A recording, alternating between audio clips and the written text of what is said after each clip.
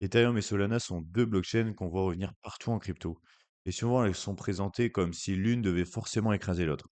D'un côté, il y a Ethereum qui est souvent vu comme le réseau le plus solide, le plus décentralisé et le plus éprouvé dans le temps. Et de l'autre, il y a Solana qui attire parce que c'est rapide, moins cher à utiliser et beaucoup plus fluide pour certaines applications, pardon. Mais le vrai sujet, c'est pas juste de savoir laquelle est meilleure.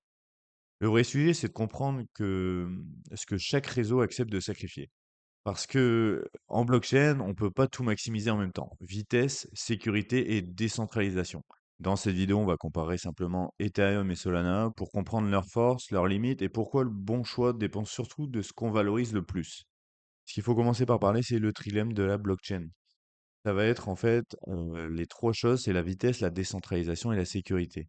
Pousser une qualité au maximum réduit forcément une autre. Ce phénomène, le trilemme de la blockchain, est une contrainte de départ connue et acceptée par tous les développeurs. Si on prend l'exemple du Bitcoin, Bitcoin est très décentralisé et très sécurisé, mais il est très lent. On ne peut pas y aller sur la vitesse. Ethereum, c'est un peu pareil, quand même bien moins décentralisé et moins sécurisé.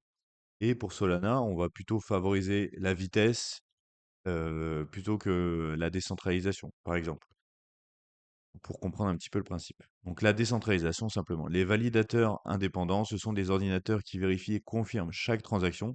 Plus ils sont nombreux et indépendants, plus le réseau est difficile à corrompre ou à contrôler. Coordonner beaucoup de validateurs prend du temps et ce temps ralentit le réseau. C'est pour ça que sur Bitcoin, c'est très difficile de faire des mises à jour parce qu'il faut vraiment que tout le consensus se mette d'accord, que les mineurs votent dans le sens de la mise à jour.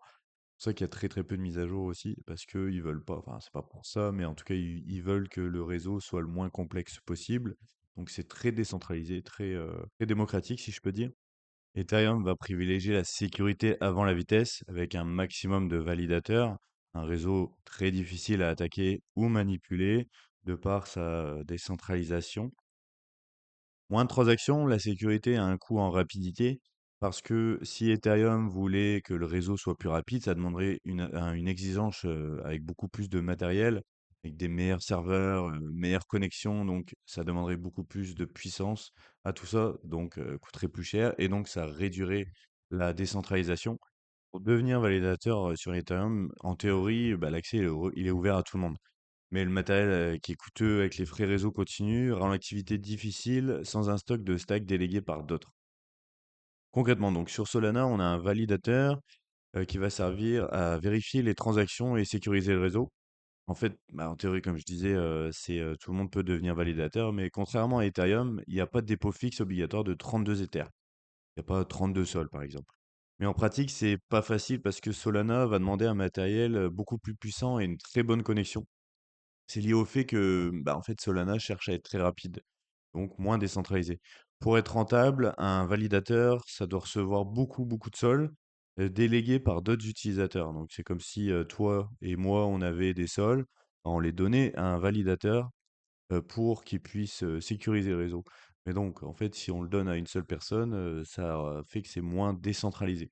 C'est un petit peu comme Ethereum avec Lido, c'est qu'en fait, si toi et moi, on a 1 Ether, 2 Ethers, on peut décider de les mettre sur la plateforme Lido décentralisée et c'est elle qui va les mettre avec différents validateurs et donc on va toucher du rendement dessus. Et sauf que sur Solana, c'est beaucoup plus présent dans la majorité des cas, donc ce qui va faire que c'est centralisé.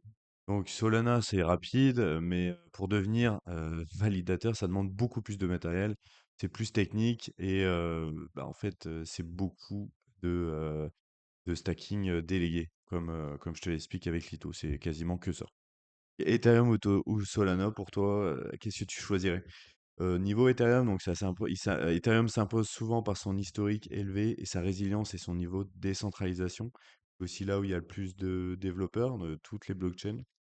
C'est aussi là où l'innovation se crée, notamment sur la technologie des NFT, la technologie et derrière l'identité numérique, les RWA, les Real World Assets, les stablecoins et plein d'autres domaines à venir. Solana, de son côté, va attirer par sa vitesse et ses frais réduits. Donc au fond, c'est à toi de choisir, en fait, le meilleur choix dépend surtout de ce que tu valorises le plus. Donc, à toi de me dire en commentaire ce qui pour toi est le mieux entre Solana et Ethereum. Si cette vidéo t'a plu, n'hésite pas à mettre un like. Sache que je fais des vidéos toutes les semaines, alors n'hésite pas à t'abonner à la chaîne. On se retrouve dans une prochaine vidéo.